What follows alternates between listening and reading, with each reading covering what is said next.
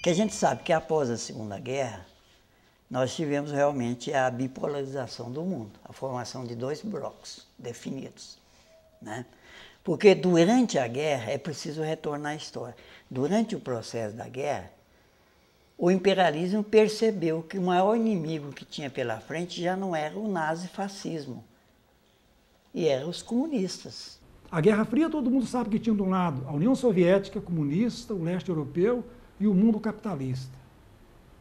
O Brasil se alinhava aos Estados Unidos. Em 1959, no auge dessa guerra, acontece a Revolução Cubana, que mais tarde se colocaria ao lado da União Soviética.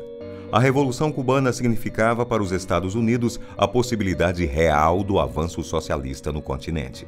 A famosa Revolução Cubana. Cuba se liberta da ditadura do Batista, com bandeiras nacionalistas, com ligações com o movimento comunista internacional. Cuba era efetivamente um símbolo da resistência contra a agressão militar, econômica e cultural americana. E promovia uma igualdade social que nos encantava. Nós que tínhamos aquele sonho utópico até do socialismo, da igualdade, não do socialismo, mas até do comunismo, da igualdade plena entre as pessoas, da confraternização entre as pessoas, da vida associativa e não da vida marcada pela competição, né? Que é a marca do capitalismo, né? A competição, a concorrência. Os Estados Unidos jamais aceitariam uma outra Cuba aqui. Já deram o golpe de 64, fundamentando que o Brasil ia se transformar numa república comunista. Os Estados Unidos não pouparam esforços e nem dólares para custear os golpes militares na América Latina e garantir os seus interesses políticos e econômicos na região. A Operação Condor, dirigida pela CIA, monitorava o continente para um controle repressor. A Operação Condor, né? Acho que foi impressionante o controle que o SNI, com a CIA, teve na América Latina, teve no mundo inteiro, entendeu? A CIA, né? Mas, sobretudo, na América Latina, com os golpes. Teve golpe aqui, teve golpe no Chile, teve golpe no Uruguai, teve golpe na Argentina, teve golpe na Bolívia, entendeu? Tudo isso, então, ou um cerco, né? Um cerco total, né? Então, eles tinham o controle de perseguição de pessoas, né? De movimentação de pessoas em todo o continente. Havia uma disputa entre direita e esquerda, de forma que isso se refletia no Brasil inteiro, nos movimentos estudantis. 64 aconteceu dentro dessa luta ideológica. Por que 64? O golpe foi tentado antes. O golpe foi tentado, por exemplo, em 1954, quando a população no Rio de Janeiro estava nas ruas pedindo a queda do presidente Getúlio Vargas. Essa população incendiada ali pela direita, por Carlos Lacerda, por generais de direita, políticos de direita de um modo geral, e o golpe aconteceria. Por que não aconteceu? Foi o tiro no coração do presidente. A mesma população que estava na rua querendo a queda de Getúlio Vargas, naquele momento, passou a chorar nas ruas a morte do seu presidente. No intervalo de quase 10 anos entre o suicídio de Getúlio Vargas e a posse de Jango, a politização do povo e a luta dos nacionalistas e da esquerda brasileira contra o imperialismo norte-americano se intensificaram. Em 1960, Jânio Quadros foi eleito presidente e João Goulart vice-presidente do Brasil. Jânio assumiu a presidência em 1961 e adotou medidas econômicas visando controlar a inflação que vinha crescendo desde o início do governo de Getúlio Vargas. Foi um presidente de atitudes polêmicas e populistas. Com poucos meses no governo, o seu desgaste político já era visível. A maneira autoritária de governar demonstrava pouca afeição ao jogo democrático e aos partidos políticos. Ao contrário do que ele esperava, a sua renúncia, em 25 de agosto de 1961, fez com que o povo fosse para as ruas exigindo e defendendo não a sua volta, mas a posse do vice-presidente João Goulart, o que ocasionou uma grave crise política e militar. João Goulart vinha de origem trabalhista, do trabalhismo do Getúlio Vargas. Foi impedido de tomar posse, porque, coincidentemente, quando o Jânio Quadros renunciou, ele estava na China, visitando Mao Tse-tung, que era a maior liderança das esquerdas, uma das maiores lideranças das esquerdas do mundo. Então, houve um levante nacional. O governador do Rio Grande do Sul, Eudel Brizola, o governador de Pernambuco, o Miguel Arraes, e o governador de Goiás, Mauro Borges, levantaram um movimento nacional pela posse do João Goulart na presidência da República. O Brizola organizou o grupo de 11 para criar instituições e organizações capazes de tentar garantir isso. Se formavam no país inteiro vários grupos de 11 pessoas.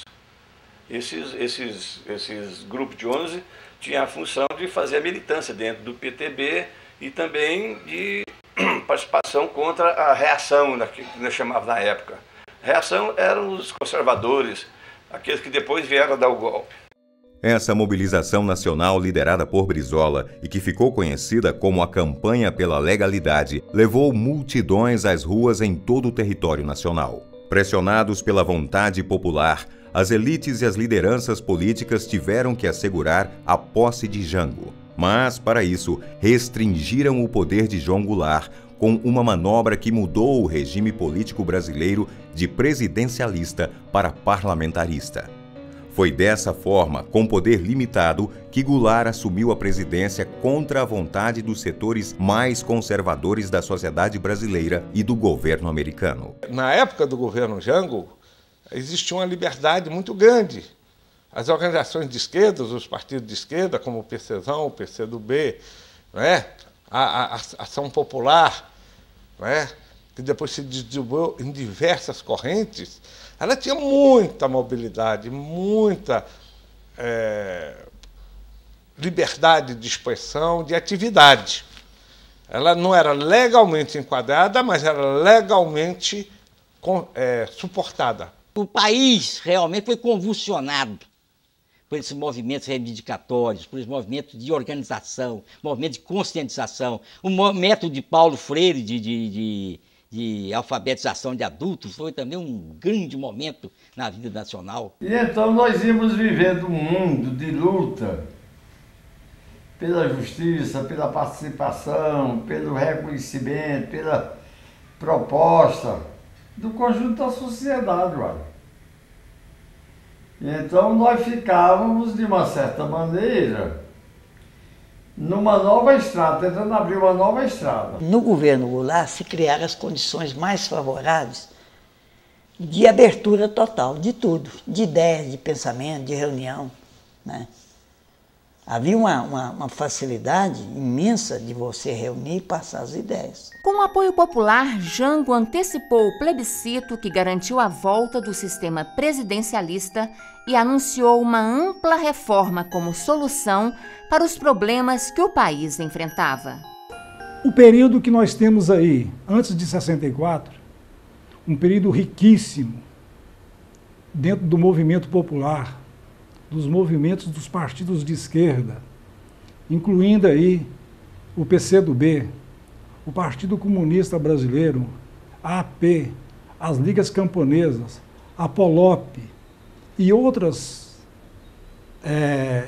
organizações que estavam, junto com os sindicatos, com os movimentos estudantis, estavam de tal forma pressionando o governo, pressionando a sociedade para mudanças importantes na estrutura do país, que o governo de João Goulart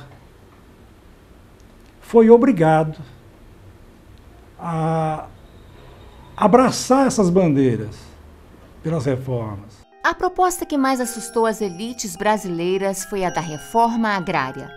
Jango pretendia expropriar terras improdutivas de mais de 500 hectares, localizadas a até 10 quilômetros das margens das rodovias, ferrovias e açudes federais. Em comício que reuniu mais de 100 mil pessoas no dia 13 de março de 1964, na Central do Brasil, no Rio de Janeiro, o presidente Jango assinou os projetos que seriam encaminhados para aprovação do Congresso Nacional.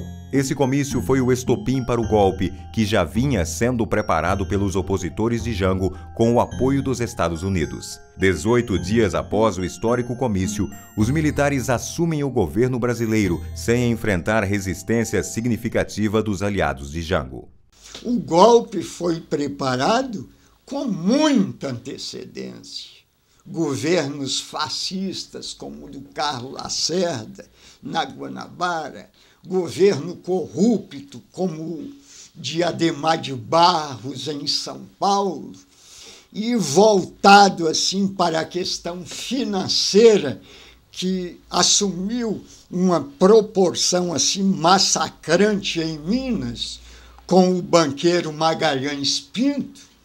Os Estados Unidos, por meio do seu embaixador e de outros testas de ferro, aqui entraram em contato com esses 3 governadores, foram atrás de militares, de representantes das Forças Armadas, né, da Marinha, do Exército, da Aeronáutica, e planejaram um golpe e começaram a construir a situação favorável que eles precisavam para imposição do golpe.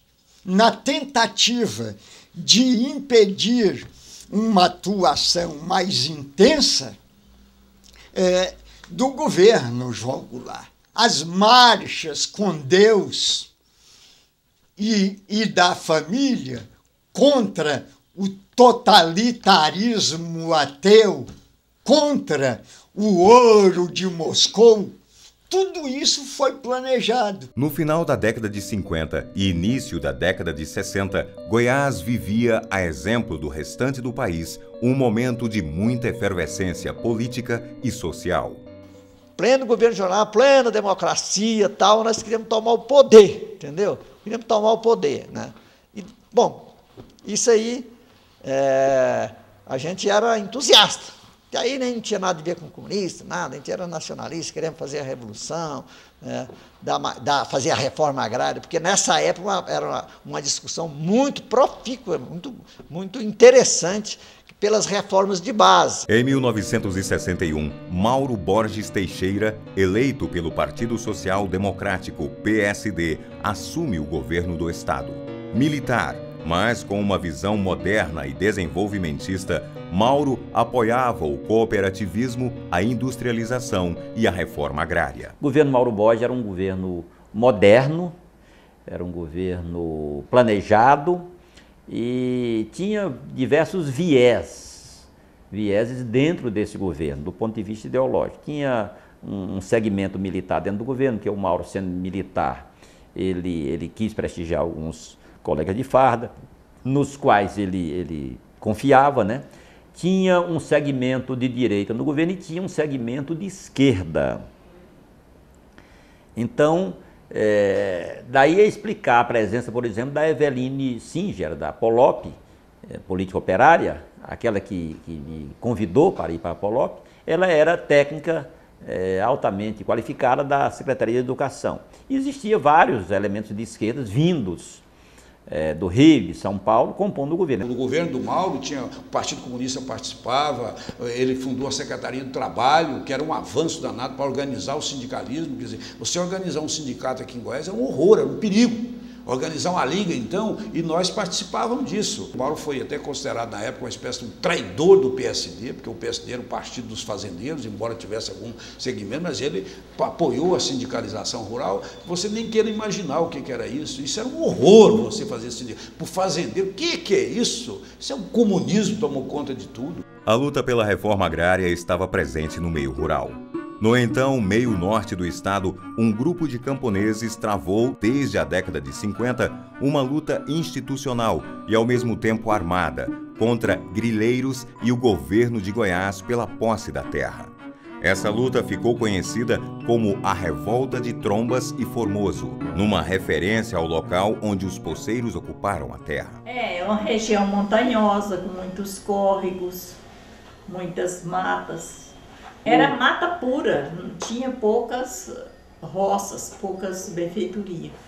os poceiros foram para lá, foi a turma dos marinhos, uma turma muito grande.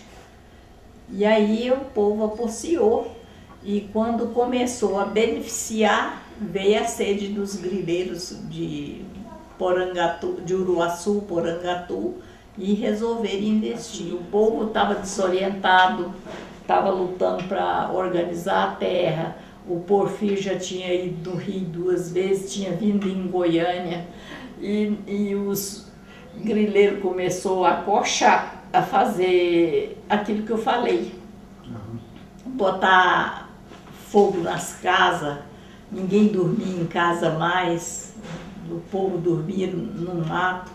Houve sempre uma violência muito grande no campo, em que o Estado era utilizado para massacrar camponeses, e o fato mais meritório na história da América Latina é que o primeiro estado onde se elege um camponês legítimo é no estado de Goiás. É José Porfírio que é eleito, é o líder da resistência dos poceiros em Trombas e Formoso. Na história do Brasil, eu acho que só tem ele, sair do cabo da enxada, onde ele nunca tinha sido nem cabo eleitoral. E sair, chegar a deputado estadual com a votação que ele chegou. Em 59, eu já vim de muda para as Trombas, onde resido até hoje. Na época que cheguei, foi quando o capitão Agripino tomou Formoso e Porangatu, e no intuito de entrar em Trombas. Aí foi 6 meses sem nós poder, nem eles entravam e nem nós podíamos sair. Eles estavam em Formoso.